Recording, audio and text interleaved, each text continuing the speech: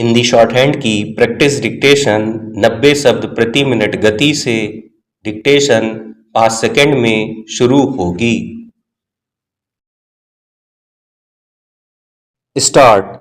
देश में चुनावों के मद्देनजर राजनीतिक दलों की ओर से मतदाताओं को रिझाने के लिए जिस तरह मुफ्त तोहफों या उपहारों की राजनीति की जा रही है, उसने एक तरह से नतीजों की शुचिता को कसौटी पर रख दिया है।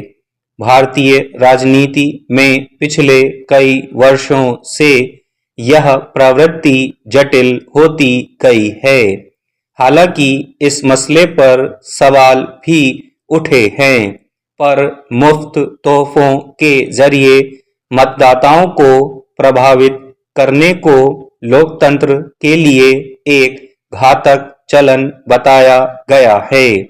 विडंबना यह है कि लगभग सभी राजनीतिक दल इस प्रवृत्ति पर सवाल उठाते हैं, लेकिन मौका मिलने पर वे भी इसी तरीके को एक औजार की तरह इस्तेमाल करते हैं।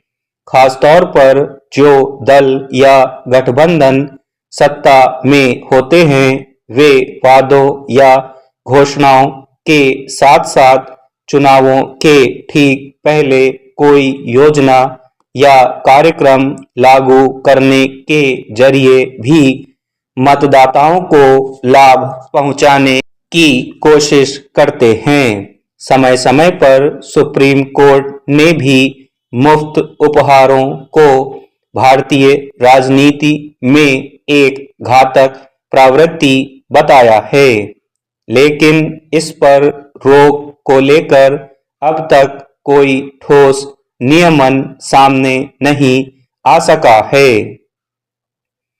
यही वजह है कि आज राजनीतिक दलों के बीच एक तरह की होड़ देखी जाती है कि वोट हासिल करने के लिए मतदाताओं को कौन कितना ज्यादा लाभ पहुंचाने की घोषणा करता है। नतीजतन स्वच्छ चुनाव और विवाद रहित नतीजे आज एक सदिच्छा की तरह लगने लगे हैं। राजनीतिक दलों से यह उम्मीद करना मुश्किल हो गया लगता है कि इस दिशा में वे अपनी ओर से कोई ऐसी पहल करेंगे जो चुनावी जीत के लिए मुफ्त की रेवड़ियों के चलन पर रोक लगाए। इसलिए सुप्रीम कोर्ट ने गुरुवार को इस मसले पर दायर एक जनहित याचिका पर सुनवाई के लिए सहमति दी है।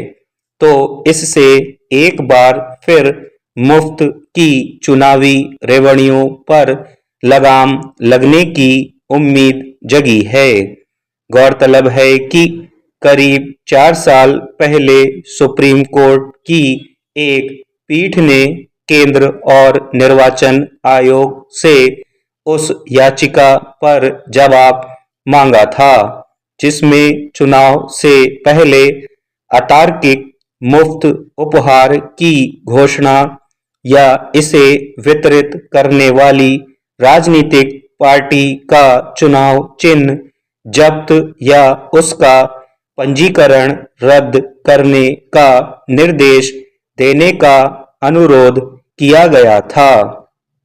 उस समय पीठ ने इसे गंभीर मुद्दा करार दिया था और कहा था कि कभी-कभी मुफ्त उपहार योजना का बजट नियमित बजट से अधिक हो जाता है।